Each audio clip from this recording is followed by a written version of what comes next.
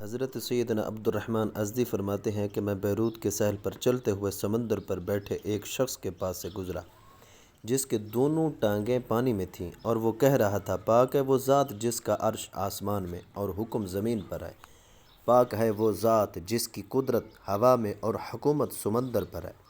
پھر وہ خاموش ہو گیا۔ میں نے اس سے دریافت کیا، کیا ہوا، آپ اکیلے کیوں بیٹھے ہیں؟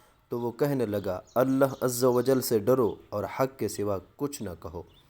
جب سے میں پیدا ہوا ہوں کبھی بھی اکیلا نہیں رہا، بے شک میں جہاں بھی رہوں میرا خدا عز و جل میرے ساتھ ہوتا ہے، اور دو فرشتے میری حفاظت اور نگہبانی کرتے ہیں۔ میں نے پوچھا، آپ کہاں رہتے ہیں؟ جواب دیا، میرا کوئی معروف مقام نہیں، نہ ہی کوئی مخصوص ٹھکانہ ہے۔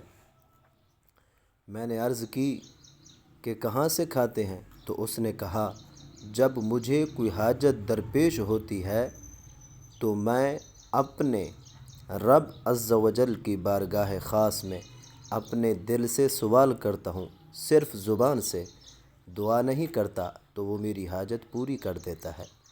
میں نے پوچھا، آپ کو یہ رتبہ کیسے ملا؟ تو اس نے جواب دیا، اس ذات پر صدق، توکل اور لوگوں کو چھوڑ کر اسی کی طرف التجا کے ذریعے۔ میں نے عرض کی، میرے لیے دعا فرمائیں۔ تو اس نے کہا، میں اس میدان کا شاہ سوار نہیں بلکہ آپ اس کے زیادہ حقدار ہیں۔ تو میں نے کہا، مجھے کوئی تاکیدی حکم فرما دیں۔ اس نے کہا، اس ذات کے دروازے پر ذلت کا اظہار کرتے ہوئے کھڑے ہو جاؤ اور اس کی بارگاہ سے نہ ہٹو، وہ آپ کو اپنے محبوب بندوں کا قرب عطا فرما دے گا۔ پھر وہ شخص سمندر پر چلتے ہوئے میری آنکھوں سے اوجھل ہو گیا۔ پیارے اسلامی بھائیوں، باد نسیم کے الفاظ کو سوائے محبت کے کوئی نہیں سمجھ سکتا، اور بجلیوں کی گفتگو سوائے عشاق کے کسی کو خوش نہیں کر سکتی۔ اللہ عز و جل کی قسم، یہ لوگ دار مناجات میں محبوب کی بارگاہ میں تنہائی اختیار کرتے ہیں تو ان کو وصال کا جامہ پہنا دیا جاتا ہے، اور ان کو معاملہ کی خوشبو اور انتہائی مہنگی غالیہ ملک بہتر اور کافور سے بنی ہوئی ایک مرکب خوشبو سے آراستہ کیا جاتا ہے۔ چنانچہ اللہ عز و جل قرآن پاک میں اولیاء کرام کی شان بیان کرتے ہوئے ارشاد فرماتا ہے، والذین یبیتون لربہم سجدا وقیاما، ترجمہ کنز الایمان، اور وہ جو رات کاٹتے ہیں اپنے رب کے لیے سجدے اور قیام میں۔ پارہ نمبر 19 سورۃ الفرقان آیت 64۔ اور اس حال میں صبح کرتے ہیں کہ سحری ان کو لاغری اور بیماری کا لباس پہناتی ہے، لیکن وہ اللہ عز و جل کے وصال سے۔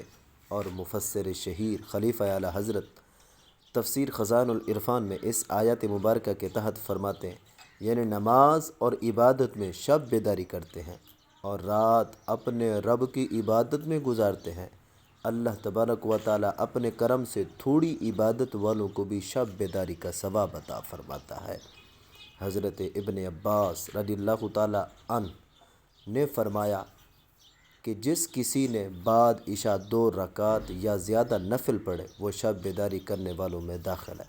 مسلم شریف میں حضرت عثمان غنی رضی اللہ تعالیٰ عنہ سے مروی ہے، جس نے عشاء کی نماز باجماعت ادا کی اس نے نصف شب کے قیام کا ثواب پایا، اور جس نے فجر بھی باجماعت ادا کی وہ تمام شب کی عبادت کرنے والے کی مثل ہے۔ پھر نفع و غنائم پا کر کامیاب ہیں۔ اور اے مسکین، تو غفلت کے میدان میں سویا ہوا ہے۔ اے غفلت اور نیند کے قیدی، کیا تجھے لوگوں کے ساتھ ہونے والے معاملے کا علم ہے؟